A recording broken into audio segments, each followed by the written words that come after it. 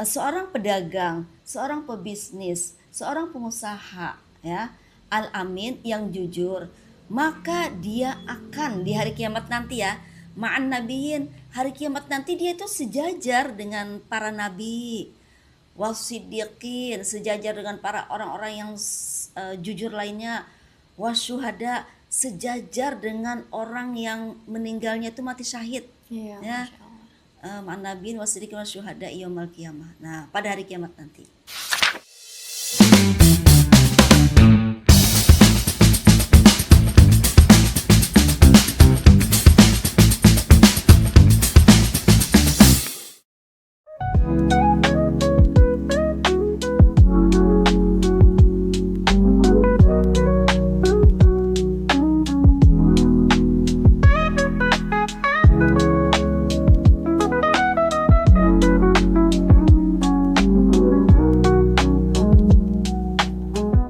Halo Sobat RB, kembali lagi di Depot dengerin podcast. Nah, di Depot kali ini spesial banget karena kita adainnya di bulan Ramadan, bulan yang penuh suci.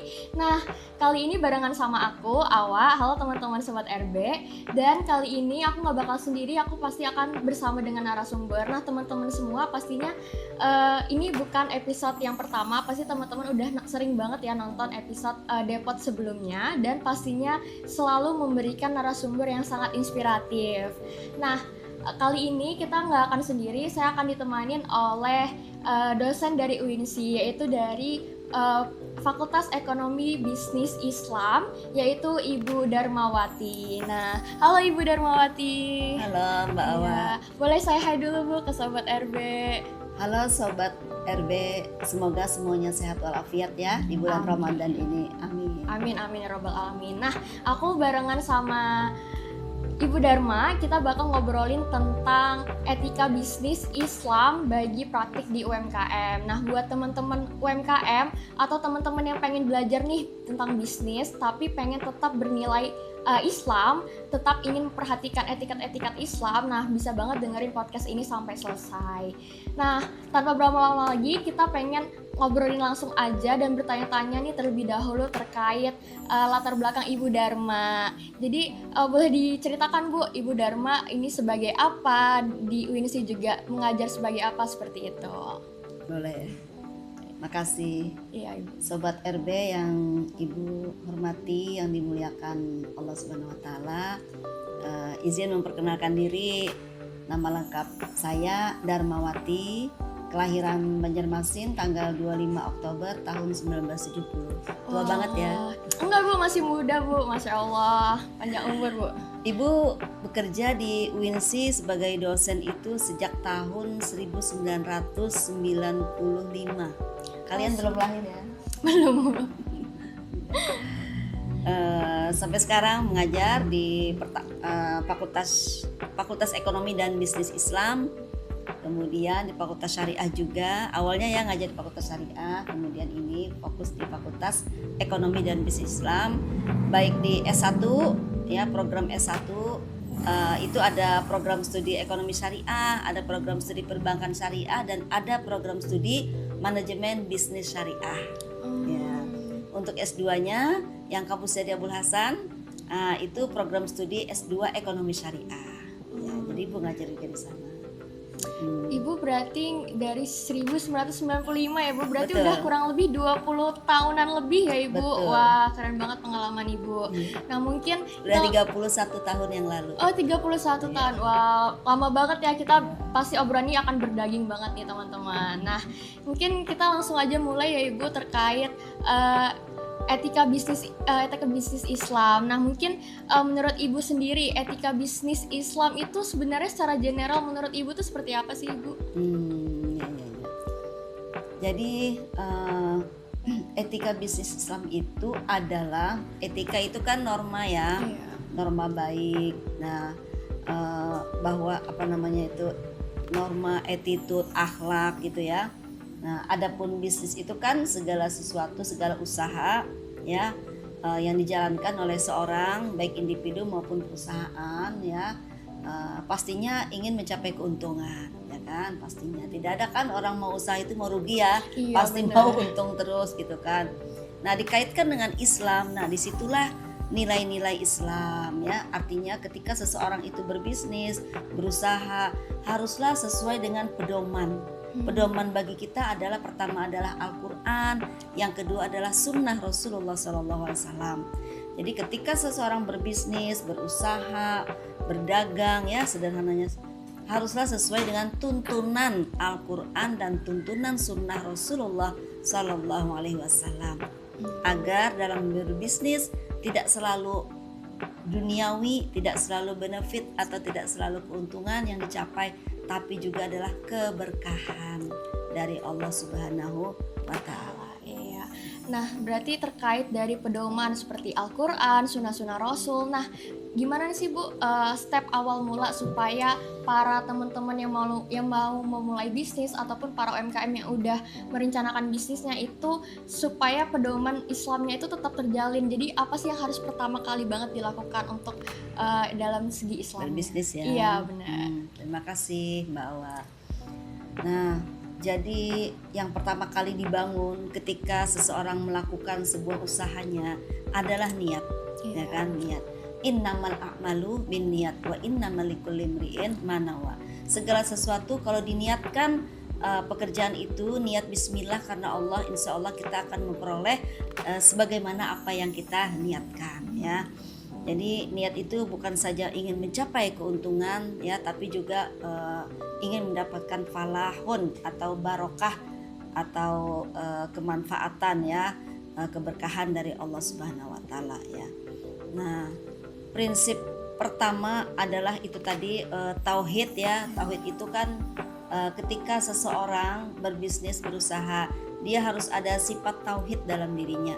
Harus ada sifat tauhid dalam arti kata ihsan dalam hal ini ya, ihsan. Ihsan itu adalah apabila kita melakukan sesuatu sekecil apapun, pasti Allah akan melihat kita. Iya, Ya, pasti Allah Ta'ala akan melihat kita. Kita tidak akan mungkin melihat Allah, kita tidak akan mungkin melihat wujud Allah, tetapi kita hanya bisa melihat yang diciptakan Allah Subhanahu wa Ta'ala. Berarti harus dari jiwa ya Ibu, harus dari jiwa. kesadaran diri. Betul, harus Niat. dari kesadaran diri. Nah, berarti terkait niat, kesadaran diri itu kan pasti dimulai dari pengalaman pribadi ya Ibu. Nah, saya pengen tanya nih pengalaman Ibu sendiri dalam berinteraksi dengan para pebisnis atau para UMKM ataupun Ibu memiliki bisnis sendiri. Bagaimana sih menerapkan etika bisnis Islam itu untuk memulai bisnis itu sendiri? Ya, terima kasih ya, Ya. Mbak Awa. Ya, kebetulan saya di samping sebagai dosen juga keluarga kami ya, mohon maaf ya sedikit promosi ya. Nggak apa-apa Ibu, boleh banget nih Memiliki dipromosi, usaha bebas. kecil-kecilan iya. kafe lah gitu ya, namanya Hop Cafe, tidak jauh dari kampus UINSI Samarinda Samarinda. Hop Cafe. Iya, di Jalan Ripadin. Nah, tapi baru Mbak Awa sekitar 2 tahunan baru berjalan. Iya. Ini masih dalam proses sertifikasi halal. Nah, tapi yang ibu hanya memfasilitasi tempat, yang menjalankan itu anak ibu yang dua-duanya cowok. Yang pertama Bang Apip, yang kedua Bang Arif. Ya, yang menjalankan usaha itu. Jadi ketika kita memulai sebuah usaha bisnis, yang pertama tadi niat ya. Iya. Niat. Yang kedua adalah niat itu tadi ada prinsip ihsan. Ada prinsip ihsan, artinya apapun yang kita lakukan, sekecil apapun kita dalam berbisnis, Allah Ta'ala melihat kita. Iya, betul banget. Melihat kita. Jadi kalau kita merasa diawasi oleh Allah Subhanahu wa Ta'ala, seseorang itu tidak akan mungkin melakukan kecurangan, Iya, tidak akan mungkin melakukan bahasa kitanya culas gitu ya. Iya. Culas, membunguli, apa ya bahasa sininya ya. Tidak akan mungkin melakukan sebuah penipuan ya. Nah, yang selanjutnya adalah kejujuran. Nah, ini penting. Penting banget. Ya, penting banget ya. Rasulullah SAW mengajarkan kepada kita, memberikan keteladanan kepada kita bahwa dalam berdagang kejujuran itu nomor 1. Oleh karena itu kan beliau bergelar Al-Amin. Iya. Ya kan, Al-Amin. Dalam sebuah hadis beliau bersabda, Bismillahirrahmanirrahim, qala Nabi sallallahu alaihi wasallam, at-tajirus saduqul amin ma'an nabiyyin wasiddiqin wasyuhada'i yaumal qiyamah. Ya, rawahu Tirmizi. Yang artinya seorang pedagang, seorang pebisnis, seorang pengusaha ya, al-amin yang jujur, maka dia akan di hari kiamat nanti ya, ma'an nabiyin, hari kiamat nanti dia itu sejajar dengan para nabi, wasiddiqin, sejajar dengan para orang-orang yang jujur lainnya, wasyuhada, sejajar dengan orang yang meninggalnya itu mati syahid Iya, ya. Masya Allah.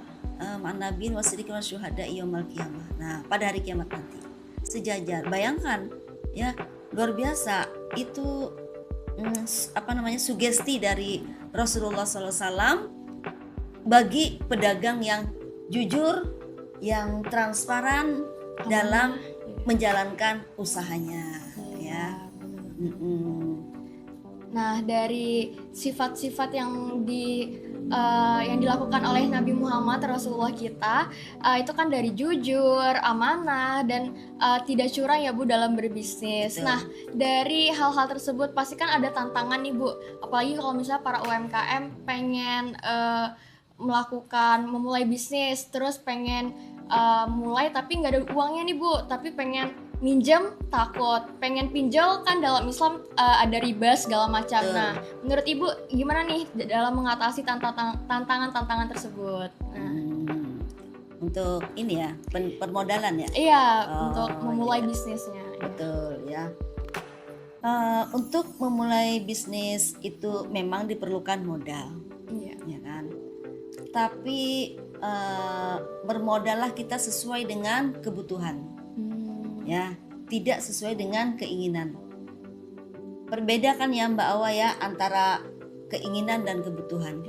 Kalau keinginan, manusia itu sifatnya selalu ingin dan ingin dan ingin. Banyak keinginannya. Ya, Bu. Ya. Tapi kalau sesuai dengan kebutuhan kita itu ya cukuplah ini aja modal gitu kan. Nah, sungguh banyak contoh para pengusaha yang modal awalnya itu mungkin dari 100.000 atau dari 1 juta atau dari 10 juta, tapi luar biasa ya, survive ya, eksis sampai sekarang ini. Jadi harus sabar ya. Nah, untuk permodalan sebagai seorang muslim ya diharamkan pinjol karena di situ ada riba. Diharamkan rentenir. Walaupun rentenirnya apalagi bulan Ramadan ya, aduh, tanda kutip bergentayangan di Iya. baik di media sosial maupun di pasar offline itu. Aduh, luar biasa. Menawarkan bunga sekian-sekian ya. Ini memang dilematis Iya. Mbak Awa. Ketika seorang pelaku usaha selaku UMKM, mereka misalkan jualan bakso gitu ya.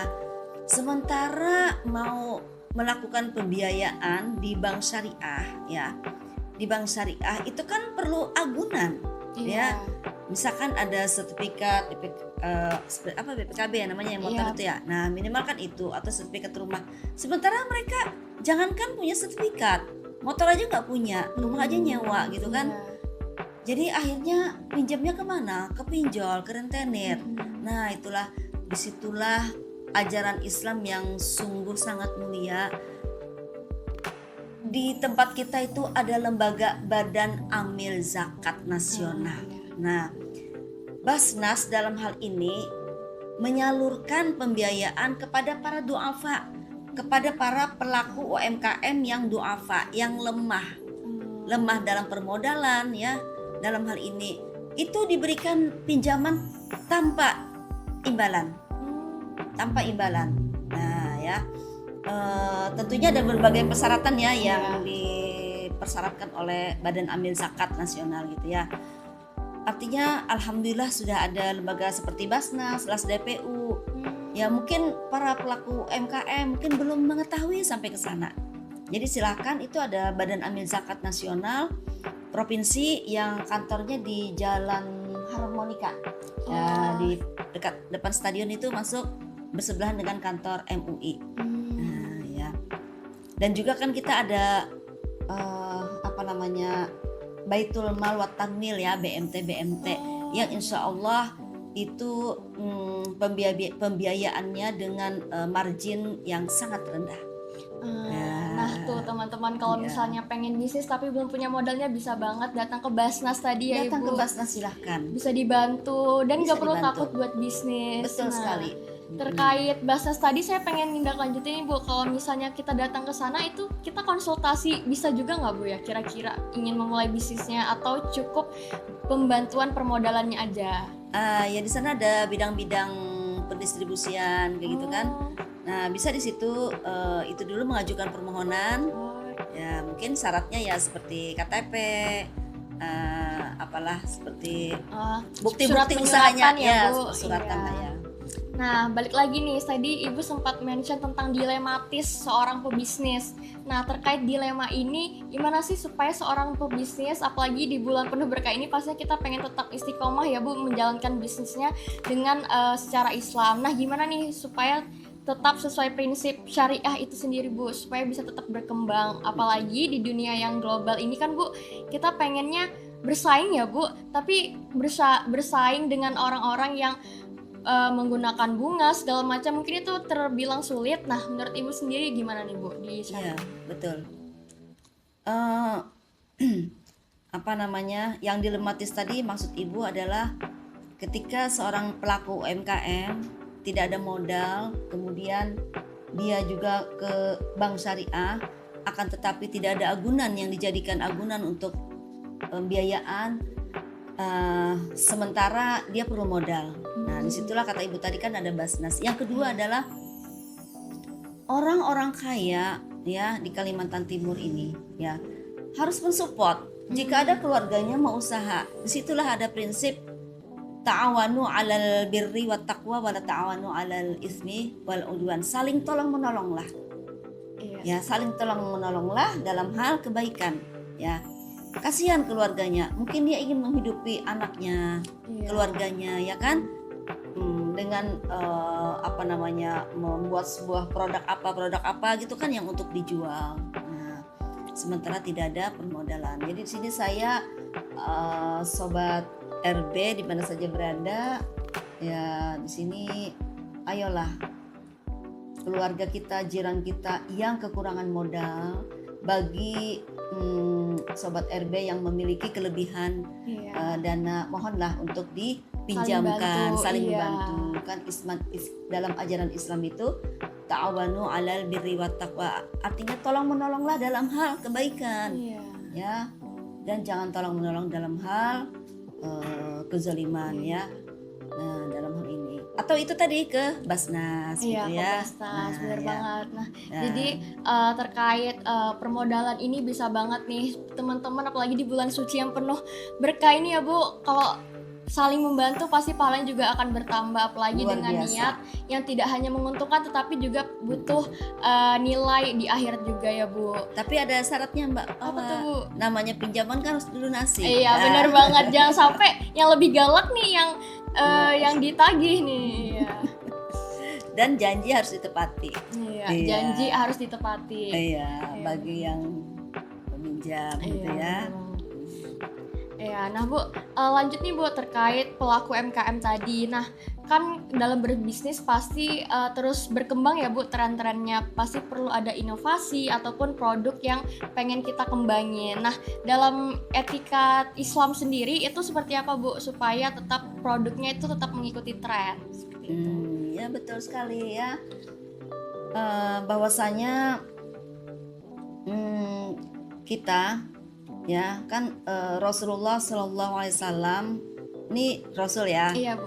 Beliau itu berdagang berbisnis dengan manajernya waktu itu adalah Khadijah. Iya, Ya Masya Allah, kan? Khadijah. Nah, dengan sifat kejujuran beliau bertambah laris dagangan beliau ya. Iya. Bahkan beliau berekspansi sampai ke daerah Hijaz, Syria gitu kan. Nah, sampai ke Spanyol, bahkan dagangan beliau itu ke Eropa. Nah, itu berkat kejujuran. Ya, jadi modal, kejujuran, transparansi harga. Beliau itu ada 4 sifat yang harus kita ikuti ya, yang harus diikuti oleh pelaku usaha nih ya. Pertama adalah sidik tadi ya, bahwa dalam berdagang itu harus jujur ya kan. Nah, jujur ya. jujur menyebutkan modal. Kalau orang bertanya berapa nih modalnya, sebutkan aja. Contoh ini amplang ya Mbak Iya, Awa. amplang, Nah, Bu, ini. ketika misalkan saya tanya Mbak Awa misalkan bikin produk Iya. amplang ini, Mbak Awa ini kalau segini ini berapa modalnya nih? Kalau harganya ini 20.000 gitu ya. Terus kata Mbak Awa 100.000. setelah dalam kemasan ini, setelah di packing ya, mulai dari produksi awalnya sampai pemackingan ini 12.000 lah, 12.000 lah, Bu Dharma gitu kan, bilang apa. Nah, sebutkan aja modalnya. Jadi itu nggak boleh Jujur kita ya, Bu, jujur jadinya. ya, jangan ada dusta di antara Iya. kita gitu ya. Apalagi pebisnis, kita nggak cuman ke dalam konsumen tapi juga ke Allah ya Bu. Betul Harus sekali, jujur, betul iya. sekali ya. Para pedagang di pasar ya, kalau ditanya oleh pembeli, jujur saja katakan modalnya. Dan jujur dalam kualitas, ya kan? Jujur dalam kualitas dalam arti kata ketika ke pasar pagi misalkan ya beli jilbab gitu ya, beli jilbab. Katakan saja ini jilbabnya yang artinya ini harganya sekian, ini asli. Yang KW ada harganya sekian gitu kan. Nah, pedagang alat rumah tangga misalkan, ibu-ibu beli panci, ada box yang ada jajaran panci yang bagus, ada dalam box itu yang sedikit penyok misalkan ya. Nah itu pedagangnya jujur, jadi dia tidak mencampurkan antara barang yang bagus dan barang yang rusak. Nah, jujur. Nabi Muhammad SAW pernah, beliau itu kan suka ke pasar ya, keliling, beliau itu ke pasar gitu kan. Suatu ketika itu melihat seseorang pedagang ya menjual kurma. Jadi kurma yang kering itu di atas, kurma yang basah di bawah. Iya. Sering banget tuh Bu dengar cerita gitu, yang bagus malah yang di Iya, yang bagus di atas, kurma yang basah, yang busuk. Nanti ketika ditimbang itu diambil jadi satu.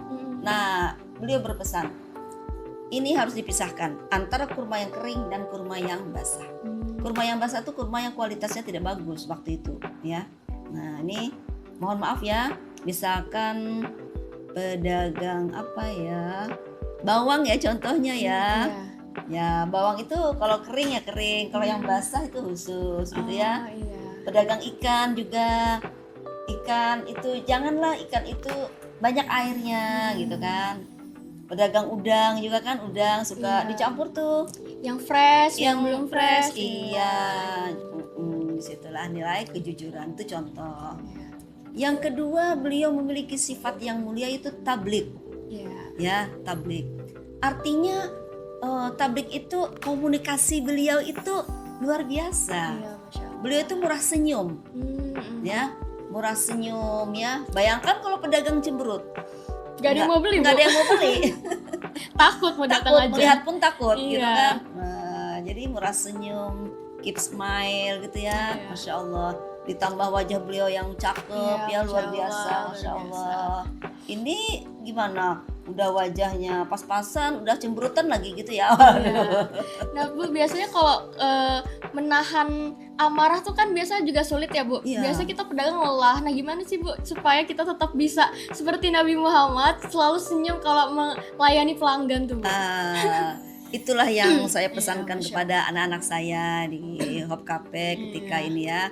Ada tulisan tuh untuk semua karyawannya tuh harus senyum. Apapun masalah dalam pribadinya, apakah dia karena kondisi misalkan tidak mood, kondisi gimana-gimana, tapi keep smile itu harus. Karena pelanggan itu adalah raja, tamu adalah raja yang harus dihormati, yang harus dikasih. Itu strategi marketing ya, bagian dari strategi marketing ya. Disapa, dikasih salam kalau dia muslim ya, senyum, sapa, senyum, salam dan sapa. Nah itu wajib ya. Tadi boleh Ibu teruskan? Boleh Bu, Sidik, silakan. tablik ya, komunikasi beliau luar biasa. Amanah, hanya itu amanah ya. Amanah ketika seorang pedagang ini pedagang online ya, apalagi di bulan Ramadan ini Check luar out, biasa check ya, out, Masya iya. Allah, banyak sekali pedagang online, berbisnis online Iya. ya, yang menawarkan berbagai macam produknya, ya, Baju lebaran Bu, baju sebentar lebaran lagi, kue luar kering biasa, segala macam. kue-kue segala macam, mohonlah untuk amanah ya, amanah dalam produksinya, amanah dalam harganya, amanah dalam timbangannya ya, amanah benar-benar kualitasnya dijaga ya, jangan sampai melakukan penipuan ya. Nah, betul-betul harus amanah. Jangan sampai kita beli baju ukurannya, kita kepengennya Mbak Awa biasanya ukurannya apa nih? Bro, M saya gitu ya? mungil S sih Bu. Oh, S ya. Pesan S ternyata yang datang L. Iya, itu Kecewa nggak tuh? kecewa banget sih, Bu. Waduh, sakitnya di mana tuh? di sini. ya. Harus ngecilin lagi, ke penjahit lagi, iya, ngeluarin biaya Aduh. lagi. Itu tuh yang sering tuh mahasiswa saya ya, iya Bu, saya pesannya begini, ternyata begini. Iya. Saya pesannya di Instagram itu Bu, katanya kue itu bagus banget. Kayak contohnya apa sih, pisang yang ada coklat-coklatnya gitu. Piscok gitu ya? Oh iya, bisa. Pisang keju. Kejunya itu Bu, kalau di foto itu Banyak. banyak sampai rumor gitu kan. Iya. Setelah datang Bu, ya ampun. Jadi dia fotoin yang di IG sama yang dia beli ya jauh berbeda. Nah, kebetulan ada penelitian mahasiswa Ibu ya tentang perilaku pelaku usaha produk makanan ya di wilayah Samarinda ini. Jadi di antara mengambil 20 sampel produk makanan ya yang tidak sesuai antara harapan dan kenyataan. Yang tidak sesuai antara di display online-nya itu, di toko online-nya itu dengan yang datang langsung ya, berbeda. Sungguh berbeda. Ya, jadi Ibu juga ikut mengamati. Masa sih, iya Bu, ini loh buktinya Bu, katanya. Saya sendiri loh Bu. Jadi dia yang meneliti, dia sendiri yang membeli karena untuk membuktikan Iya. hasil penelitiannya. Ya. Aduh, itu artinya tidak amanah. Pedagang itu tidak amanah. Orang yang tidak amanah dalam menjalankan usahanya tidak akan mendapatkan keberkahan dari Allah Subhanahu wa taala. Oke, dia mendapatkan keuntungan. Oke, dia akan mendapatkan penghasilan ya. Benefit dari hasil. Tapi tidak ada nilai keberkahan dalam usahanya. Yakin tidak ada nilai keberkahan. Jadi percuma ya Bu, padahal kan kita selain hidup di dunia kita juga pengen bekal di akhirat ya Bu. Betul Iya. sekali. Nah, Yang keempat, sifat Rasulullah yang harus kita ikuti apalagi sebagai pelaku UMKM adalah F itu fatona. Jadi Rasulullah SAW adalah seorang yang cerdas. iya, Fatona itu Masya cerdas Allah. ya, Iya. cerdas luar biasa. Artinya pelaku usaha dalam hal ini harus bisa menciptakan inovasi-inovasi yang seperti Mbak Wa Iya. sampaikan tadi ya kan. Nah, jadi memang ini kita ini di era globalisasi, digitalisasi luar biasa. Persaingan bisnis itu semakin Ketat ya Ibu. Iya. ketat dan tinggi persaingannya. Iya. Jadi kalau pelaku usaha kurang kuat inovasinya, dia akan tenggelam. Dia akan gulung tikar, Mbak Awa. Iya. Jadi benar-benar deh. Jadi ikuti saja sifat Rasulullah. Fatonah itu adalah inovasi. Nah, jadi memang harus berkreasi ya. Contohnya semua produk yang ada di sini Iya. itu luar biasa ini Iya. inovasinya ya. Ini dari kemasannya aja nih udah sangat menarik. Iya. Apalagi rasanya gitu Iya, ya. karena pasti orang melihat oh ini kayaknya menarik nih buat Betul. dibeli gitu ya Bu. Iya, jadi penampilan itu memang harus Iya, ya. harus. Tapi juga kualitas Isinya isinya juga. harus dipertahankan Iya, gitu benar ya. banget. Ya, contohnya misalkan yang anak-anak saya nih yang di kafe yang tadinya jualan hanya produk sedikit, sekarang alhamdulillah sudah semakin Banyak, bertambah iya, produknya ya. Jadi harus berinovasi, berkreasi untuk meningkatkan jumlah pembelian. Iya, supaya tidak stuck di situ-situ aja ya Supaya Bu. tidak stuck di situ saja. Iya, penting banget. Itu pesan Rasul ya. Sidik, tablik, amanah dan fatona ya. Nah, Nah teman-teman tuh pastikan banget dicatat ya 4 sifat Nabi Muhammad Betul. Sallallahu Alaihi Wasallam, yaitu tadi ada sidik, tablik, fatona, dan juga amanah ya Bu.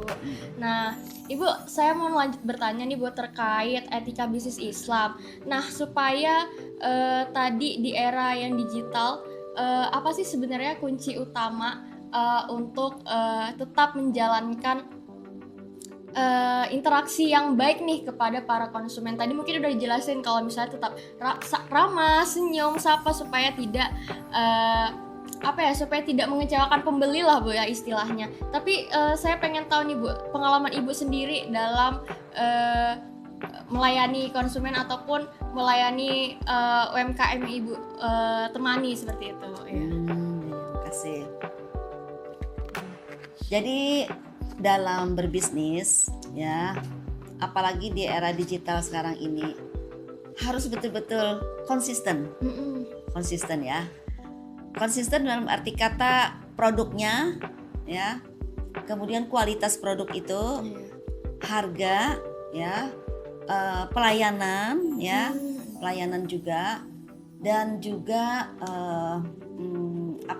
konsisten dalam bisnis, dalam menawarkan marketing baik secara offline maupun secara online ya. Yang secara online misalkan konsisten di media sosial, itu harus konsisten dan juga harus berinovasi ya. Harus berinovasi ya. Harus ada kejujuran juga di situ ya, kan wajib ya, jujur itu wajib ya. Kalau ada keluhan dari konsumen ya, dari customer, dari konsumen, dari pelanggan, itu harus dijawab. Iya. Harus dijawab. Misalkan contoh nih ya, kata anak saya, "Mama, ini ada keluhan customer," katanya gitu kan. "Maaf Mas," katanya gitu ya bahasanya ya. "Kok kopinya yang antara yang dibuat sama karyawan yang siang sama yang malam kok beda ya," gitu. Karena sisifan ya. Iya. Oh ternyata setelah dilihat, oh ternyata itu karyawan di Hop Cafe kami itu baru yang malam itu. Jadi masih belum belajar begitu. ya Bu, Iya, walaupun udah profesional ya, Iya. tapi belum sesuai standar yang gitu. Artinya gini, tapi dijawab, ya terima kasih atas sarannya, kami akan selalu konsisten dalam memproduksi makanan dan minumannya. Terima kasih atas sarannya. Nah seperti itu, ya jangan diabaikan. Ya jadi apapun ya, harus kualitas itu harus di era digital ini ya. Nah mungkin saya mau sedikit bergeser Bu terkait produk-produk yang ada sekarang, apalagi namanya bisnis pasti ada di mana-mana ya Ibu. Betul. Nah terkait saya mau main sedikit terkait halal nih Bu. Nah untuk halal sendiri menurut Ibu gimana nih, apalagi para UMKM itu pasti masih bingung nih supaya produk mereka tetap halal, apalagi dalam Islam kita butuh banget yang namanya kepercayaan ya, jadi butuh yang namanya halal. Betul sekali ya. Jadi dalam etika bisnis Islam, di situ harus ada unsur halal. Itu wajib banget ya, wajib banget. Bagaimana artinya, kita ini kan diperintahkan oleh Allah Subhanahu wa taala ya. Fakulu mimma razaqnakum halalan thayyiban ya. Makanlah dan minumlah yang halal dan thayyib.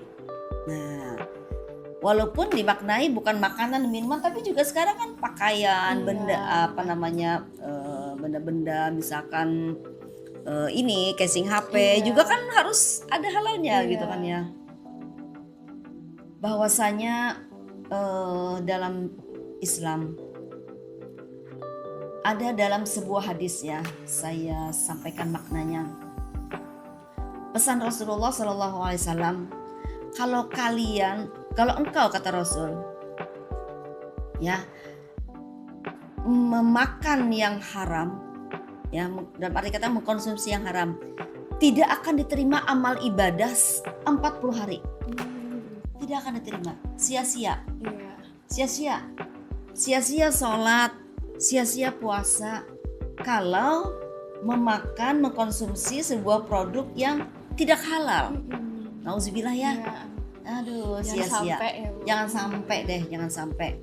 Nah, jadi alhamdulillah sekarang ini kampus-kampus khususnya UINSI Samarinda tempat Ibu bekerja itu ada LPH, Lembaga Pendamping Halal.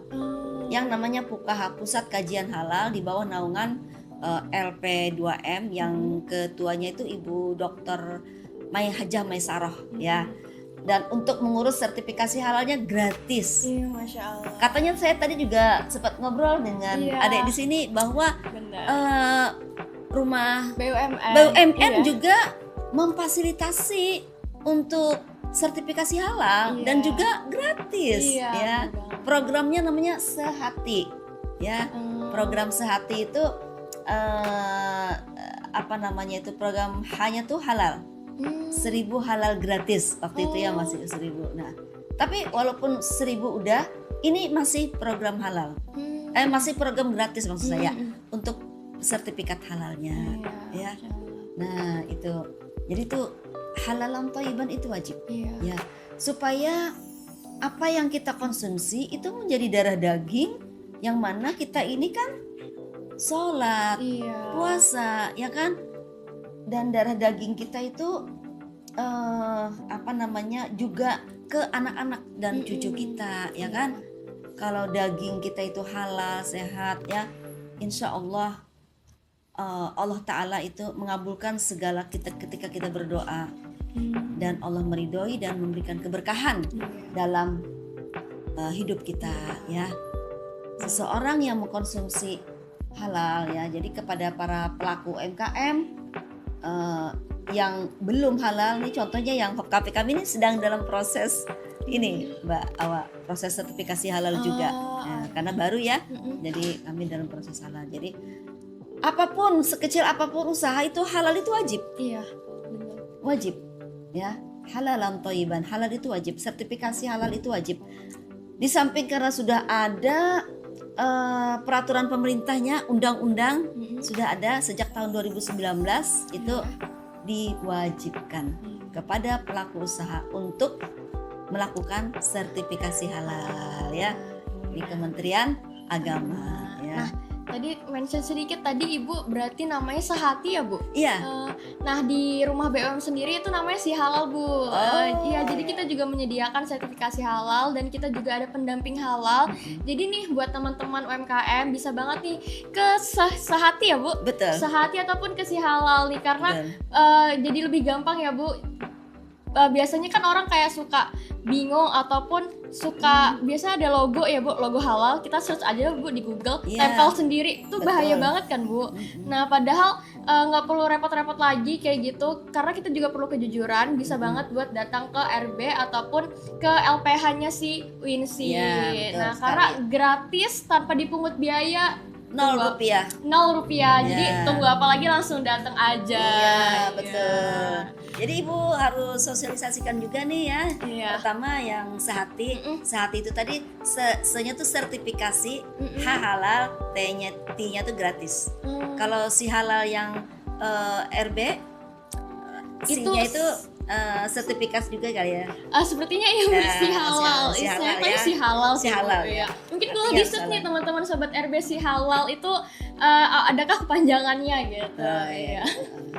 Oke. Seru banget nih Bu ngobrolin tentang sertifikasi halal, ngobrolin tentang kebijaksanaan ataupun cara kita tetap melayani para customer supaya tetap dipercayai seperti itu. Betul sekali. Karena saya juga sering lihat nih Bu, apalagi lagi zaman-zamannya buka puasa, kita pasti pengen juga datang ke restoran ataupun ke kafe. Nah, apalagi restoran yang western segala macam, kita pasti juga perlu kehalalannya kan Bu. Betul sekali. Nah, seringkali saya tuh datang ke kafe ataupun ke restoran itu saya lupa nih Bu, ada halalnya atau enggak ya. Ternyata pas udah dimakan kayak ternyata ini belum ada halalnya, jadi kayak merasa sangat dirugikan gitu ya Bu. Betul sekali. Ya, pelaku UMKM ya, usaha apapun kalau sudah ada sertifikasi halalnya itu alangkah baiknya mencantumkan logo halal di di kemasannya kan wajib. Iya. Kalau dia warung makan, rumah makan, kafe, restoran itu di kaca depan pintunya tuh harus dipasang. Itu kan salah satu strategi marketing juga. Iya. Iya. Buat apa sudah sertifikasi halal tapi belum mencantumkan? Iya. Iya, gitu. Belum ada tempelan logo halalnya. Itu harus ya. Iya. Nah, terkait si halal tadi, kita juga pengen ngobrolin tentang di era digital. Gimana sih Bu konsep dari etika bisnis Islam dengan era digital? Nah, tadi mungkin kita udah ngebahas tren ya Bu, tapi saya pengen lebih melihat tentang era digital, apalagi kalau misalnya sekarang di Bank Syariah sendiri kita biasanya saya tahu ya Bu itu membantu buat ngepromosiin atau segala macam, ngebantu buat permodalan. Nah, apa sih Bu sebenarnya istilah dari etika bisnis Islam dengan era digital? Ya, terima kasih Mbak Awa. Ya. Nah, di era digital ini artinya kan masyarakat lebih mudah untuk mengakses melalui media sosialnya ya. Apakah melalui bawa IG, kemudian TikTok, Facebook gitu ya, WA gitu ya, gitu kan. Nah, disitulah ada istilahnya dalam strategi marketing itu ada 4P Mbak Awa. Ya, P yang pertama itu produk. Ya. Nah, dalam Islam seorang pelaku usaha ya dalam memasarkan sebuah produknya ya harus betul-betul mencantumkan komposisi seperti ini amplang. Ada kan komposisi ya? Iya. Komposisi produknya apa ini ikan, tepung tapioka, telur dan sebagainya ya. Iya. Nah, ini baru amplang, belum lagi produk-produk yang lainnya ya. Iya. Semua macam produk itu harus ada menyebutkan komposisi dan itu wajib ya. Disperindak juga harus mewajibkan itu ya kan. Kalau dia jual berbisnis pakaian kan harus disebutkan juga spesifikasi kainnya ya. Iya. Contohnya jilbab yang ibu pakai misalkan ya, bahannya apa, ukurannya berapa, size-nya berapa, warnanya apa gitu kan, harus disebutkan itu dari segi produk ya. P yang kedua itu price, harga. Nah, di era digital ini sungguh wajib mencantumkan harga. Iya. Harga itu wajib ya. Ini produknya, ini harganya. Ini produknya, ini harganya. Wajib ya mencantumkan. Dan kalaupun ada pajak itu wajib juga mencantumkan. Harus ya. Intinya transparan masalah harga. Transparansi ya Bu. Iya, transparan ya. Yang ketiga tadi produk, kemudian price, lalu promotion. Nah, ini nih Mbak Awa. Penting ya Bu di era digital. Banget, Masya Allah ya, promosi di era digital ini. Promosinya itu harus jujur, sekali lagi harus jujur ya. Apa yang dijual, apa yang diberikan, apa yang ditayangkan, apa yang di display itu harus sesuai dengan kenyataan. Harus. Jadi misalkan kalau produk apa ya, makanan ya biasanya ya. Makanan. Kalau semisal nasi goreng misalkan ya. Kalau telurnya memang kenyataannya satu, ya satu. Janganlah ditampilkan di display online-nya itu di medsos itu dua gitu kan. Iya. Pas datang telurnya satu, gak sesuai harapan gitu kan. Iya, sedih jadinya. Sedih sekali. Nah, disitulah banyaknya sekarang ini Mbak Awa penipuan. Apalagi di era EA. Iya. Masya Allah ya. Jadi pelaku-pelaku bisnis ini memasarkan produknya itu ya kebanyakannya kan melalui Iya, AI. Karena udah gampang ya Bu, langsung searching aja, kasih promptnya langsung. Iya. Tampilannya luar biasa gitu kan. Disitulah masyarakat konsumen banyak yang tertipu ya. Dilihat bagus banget ini. Iya. Lalu udah deh beli transfer ya atau COD, ternyata yang datang Nggak sesuai ya, nggak Bu? sesuai ekspektasi. Tapi Ya. sebenarnya Bu, kalau penggunaan AI kita juga nggak bisa menyalahkan kan Bu. Kita Iya. pasti juga butuh AI. Nah mungkin lebih kita tetap menggunakan AI, tapi yang diberikan kenyataannya juga harus sesuai ya Harus Bu. sesuai. Iya. Boleh lah pakai AI, Iya. tapi apa namanya Transparansi. transparansi, spesifikasi bahan baju atau daster itu harus sesuai. Iya. Ya, baru-baru ini biasa ibu nih nenek-nenek yang suka beli daster. Sama Bu, saya juga. Karena nyaman Bu. Belinya online, Iya. ya kan? Belinya online, ya. Alhamdulillah sesuai dengan harapan. Alhamdulillah. Iya. Alhamdulillah ya. Ini. Tapi pernah juga sih ibu beli gamis gitu. Nggak sesuai. Nggak sesuai, nggak kepake. Apanya Bu? Ukurannya kah? Bahannya, Oh, bahannya. bahannya nggak sesuai. Padahal udah disebutkan spesifikasi. Ibu searching lagi bahan ini bagaimana nih kualitasnya. Iya. Setelah bagus gitu. Ternyata pas datang aduh nggak sesuai. Nggak sesuai ya Bu. Aduh, Jadinya nggak nggak sesuai. kepakai, rugi deh. Nggak kepakai, rugi Iya. deh. Masya Allah. Iya. Tadi 3P ya. Iya. Apa Produk, pertama? Produk, price, dan promotion. promotion. Ya, disitulah ya promosi ya harus. Memang seorang pelaku UMKM ini harus kuat-kuat promosi ya Iya. di era bisnis digital ini sekarang ini ya. Iya. Karena kalau kurang kuat promosi, itu deh Iya. ya. Sudah banyak soalnya ya Sudah banyak. pesaing kita Ya, Bu. betul. Iya. Jadi para pedagang yang offline mau tidak mau sekarang ini juga selain promosi offline juga wajib promosi Iya, online ya. bener. Kita tidak bisa menghindari namanya media sosial Iya. sekarang ini. Luar biasa. P yang keempat, P yang keempat apa Bu? pledge. Tempat. Oh ya, tempat. Place tempat nih. ya, place ya, place tempat. Artinya kalau berbisnis secara offline harus diperhatikan tempat. Iya. Contoh usaha kami ya, Iya, Bu. KP gak apa-apa Nggak ya. apa-apa, nggak apa-apa. Kita Mohon nanti maaf nih, promosi sama langsung. Sobat Iya. RB. Sebuah rumah makan, sebuah kafe, restoran harus menyediakan tempat pertama parkir. Iya, parkir. Parkir ya.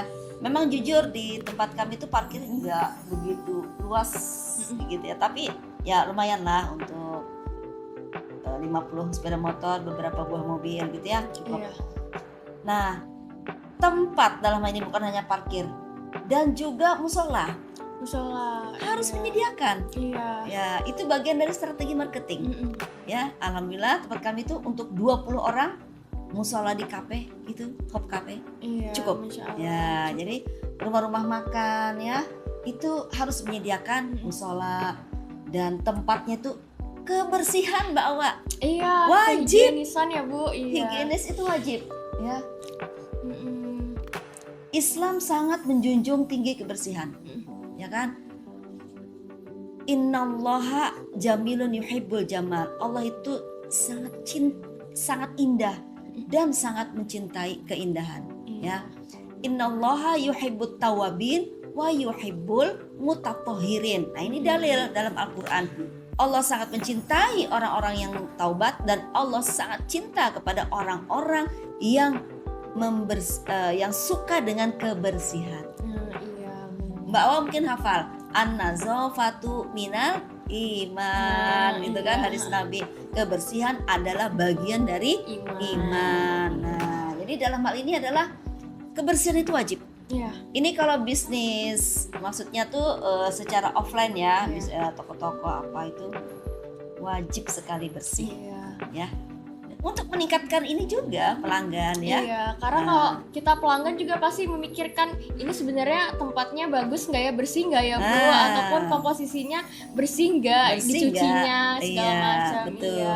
ya. Lagi kayak produk-produk seperti ini kan mereka juga pasti punya dapur sendiri ya Bu. Betul. Untuk membuat produknya pasti Iya. kita perlu kehigienisan itu. Betul. Nah, Walaupun yang dia berbisnis online di rumah saja, tapi ada usaha memproduksi makanan, minuman, tapi secara online, kan customer nggak melihat nih gimana Iya. dapurnya, gimana.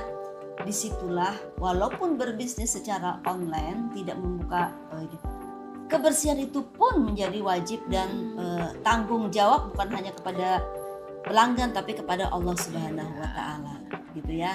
Iya. Janganlah mencampur adukan makanan yang sudah nggak layak gitu kan. Yang sisa kemarin dicuci lagi diolah lagi. Jangan, menjaga kualitas itu penting ya. Penting banget. Penting banget ya. Iya. Itu tempat kebersihan. Iya, iya. Nah, terakhir nih Bu, saya pengen tanya terkait gimana cara supaya para UMKM itu menjalankan usahanya tetap berpegang pada nilai-nilai Islam. Mungkin lebih kayak menurut Ibu sendiri nih, supaya teman-teman UMKM juga belajar nih dari Ibu. Iya. Baik Mbak Awa, terima kasih. Pertama tadi adalah niat ya. Nah, ketika kita berbisnis, niat kita bukan hanya mencari keuntungan dan keuntungan tidak. Ya, tapi juga di situ harus kita raih adalah falahun. Falahun itu artinya keberuntungan akhirat. Nah, itu keberuntungan akhirat. Kalau benefit itu keberuntungan duniawi saja ya. Tapi falahun itu adalah keberuntungan di akhirat nanti. Karena tujuan kita ini kan akhirat. Nggak ada kan orang hidup selama-lamanya. Iya. Fir'aun aja mati gitu kan. Nah, jadi keberuntungan. Yang selain itu adalah keberkahan. Nah, keberkahan itu sobat-sobat UMKM di mana saja berada itu wajib bagi kita. Ketika kita berbisnis itu kita mengharapkan ridho dan barokah dari Allah Subhanahu wa taala. Guru Sakumpul, tahu kan? Nah, punya orang tua. Orang tua beliau itu dulu pedagang minuman. Jadi saking miskinnya orang tua beliau, itu sisa minuman dari tamu customer yang datang, beliau ingin minum untuk keluarga dan kepada pelanggan itu udah dibayar, udah tinggal. Kalau kita kan sekarang dibuang ya, takut ketularan gitu, kalau ada penyakit apa gitu kan. Iya. Tapi ini zaman baru nggak ada kayak penyakit menular gitu ya. Jadi beliau dengan tamunya minta halal, minta ridho, minumannya kami minum, sisanya kami berkah minum. Ya, Bu. Ya, Masya Allah, pengen nangis rasanya mendengar cerita hidup orang tua Guru Sakumpul ya, Syekh Muhammad orang tua beliau ya. Kalau Guru Sakumpul kan namanya Abdul Ghani ya, Abdul Ghani. Guru Zaini Abdul Ghani. Nah, jadi orang tua beliau. Nah, disitulah karena beliau itu ayah beliau seorang pedagang yang selalu dalam bisnis itu ada akad. Nah, ini pentingnya akad ini Mbak Awa. Ya, akad itu penting. Ini harganya berapa ya? Ya, saya jual. Ya, saya beli kata pedagang ya. Jadi ketika ada akad di situ ada keberkahan antara keduanya, disitulah Allah akan memberikan kemuliaan bagi keduanya, baik pedagang maupun pembeli ya, dengan ada akad itu. Nah, jadi wahai sobat RB di mana saja berada, itu nilai keberkahan itu harus kita capai, nilai keberkahan itu harus kita raih. Pertama dengan sifat kejujuran, ya, transparansi dan keseimbangan, keadilan ya dalam berbisnis ya. Saya lanjut ya Mbak Awa. Keberkahan itu kita tidak bisa melihat, tapi bisa dirasakan Mbak Awa. Contoh nih, sebuah rumah tangga, kenapa uang banyak sebenarnya, gajinya ratusan juta, tapi ada di antara anaknya itu narkoba, ada di antara anaknya itu yang suka judol, ya, nauzubillah ya. Di situ nggak ada keberkahan, ya. Keberkahan itu ketika sebuah rumah tangga harmonis, sebuah rumah tangga sakinah, mawaddah, warohmah. Anak-anak tidak ada yang narkoba, anak-anaknya sukses, anak-anaknya rajin sholat, mengaji, pintar ngaji, bakti dengan orang tua, ya, Masya Allah, itu adalah nilai keberkahan, ya. Tidak ada penyakit yang semacam ya, kalau memang ada penyakit itu manusiawi dan itu artinya bisa jadi dengan penyakit itu dia menghapus dosa-dosa, begitu ya. Artinya tidak ada perilaku dalam rumah tangganya itu yang seperti neraka. Jadi orang yang hidupnya itu penuh keberkahan itu adalah orang yang rumah tangganya baiti jannati, rumahnya bagaikan surga. Walaupun rumahnya tidak mewah, tapi surga itu maksudnya adalah ada ketentraman, ada kedamaian, ya, hubungan harmonis antara suami istri, suami dengan istri, istri dengan suami, dan dengan anak-anak, ya. Nah, disitulah ada nilai keberkahan, ya. Itu yang kita harapkan. Buat apa kita mencari keuntungan tapi tidak berkah? Nggak ada nilai berkah buat apa? Ya. Nah, teman-teman sobat RB, mungkin Awa bisa jelasin merangkum ya Bu sedikit tentang apa aja sih yang udah kita bicarain tadi. Jujur banyak banget nih insight yang Awa dapatin, karena selama ini pasti bingung menerka-nerka gimana ya cara mulai bisnis tapi tetap pengen ada keberkahan di dalamnya. Boleh nggak satu lagi Boleh, bahwa Bu. Nah, seorang pelaku bisnis itu juga harus ada nilai sosial. Nilai sosial. Harus ada nilai sosial. Harus ada sedekah. Iya, sedekah. Harus ada Jumat barokah. Jumat ya Jumat berkah ya. Jadi bukan hanya Jumat berkah sih. Kalau tidak bisa Jumat berkah ya minimal infak sedekah kepada para duafa ya, atau kepada karyawannya yang tanda kutip miskin, membutuhkan gitu ya. Jadi janganlah juga pelit gitu kan. Ya, jangan juga pelit, karena dengan bersedekah maka usaha akan ditambah malah maju gitu dengan sedekah. Percaya aja. Kita bersedekah, Allah akan menumbuhkan rezeki yang lebih berlimpah lagi, yang lebih banyak lagi. Nah, di situ ya. Dan jika cukup nisabnya ya, para pelaku usaha UMKM, jika sudah cukup nisab itu artinya batas di mana wajib zakat adalah 80, takarannya 85 gram emas. Jadi kalau usahanya sudah omset melebihi dari misalkan 300 juta, nah melebihi 300 juta, dikurangi modal segala macam, bersih misalkan 300 juta, nah itu wajib zakatnya 2,5%. 2,5%. Wajib zakat 2,5%. Hanya 2,5% saja. Iya, nggak sampai 100% ya Bu? Nggak sampai. Kalau PPh berapa itu pajak? 10%. Gede banget kan pajak? Jauh malah. Jauh banget. Kalau zakat itu hanya 2,5% saja. Harga emas sekarang berapa? 3 juta. 3 jutaan ya. Anggaplah 3 juta. Nisab emas itu kan 85 gram. Jadi kalau memiliki 85 gram dikali 3 juta itu berapa ya? Sekitar 21. 300 jutaan ya. Nah, itu wajib zakat. Ya, nah disitulah apabila seorang pebisnis, pelaku usaha, atau bukan saja pebisnis tapi juga di sini konsultan ya, seperti dokter, konsultan lainnya, konsultan bangunan apa sebagainya, konsultan pajak, konsultan keuangan, konsultan marketing dan sebagainya. Itu jika sudah ada memiliki uang yang tersimpan baik di bank maupun di rumah di mana, apabila senilai dengan 85 gram emas, uangnya itu wajib, sekali lagi wajib zakat, 2,5% ya. Nah, mungkin terkait zakat tadi saya pengen mention lagi nih Bu, tiba-tiba kepikiran nih.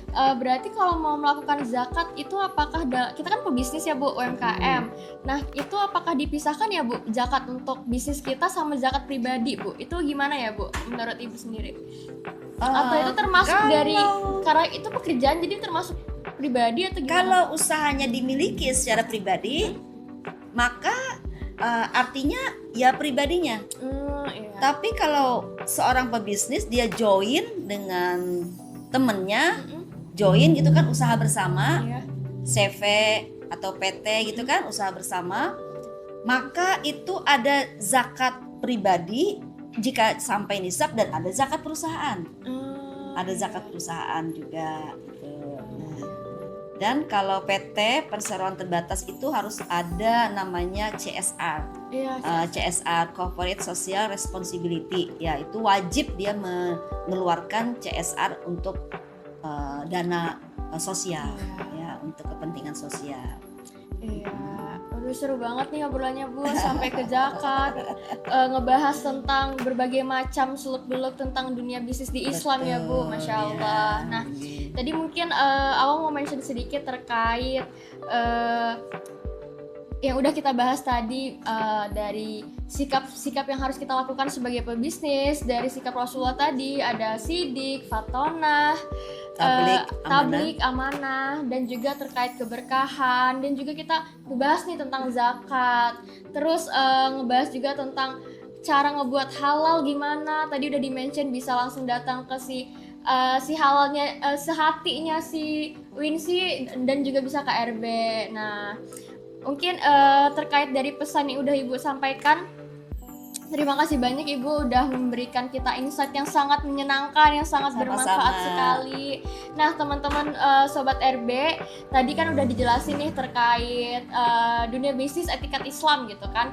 Nah, jadi mungkin bisa diterapin langsung ya Ibu dengan sangat baik, apalagi takut banget ya di bulan penuh berkah ini kita malah menjalankan bisnisnya dengan curang, nggak jujur segala macam. Nah, jadi penting banget buat ada dalam diri kita kesadaran untuk jujur dalam berbisnis ya Ibu. Nah, satu pesan yang awak bisa petik nih dari percakapan kita tadi sebelumnya adalah kalau berbisnis jangan pernah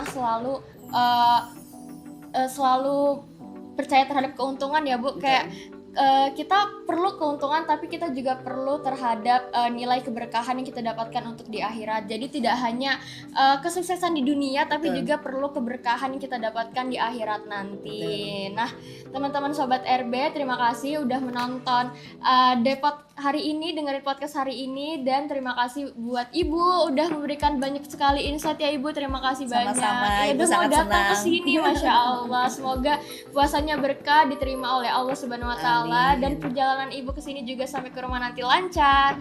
Dan terima kasih buat teman-teman Sobat RB. See you on the next episode. Dadah teman-teman. Yeay.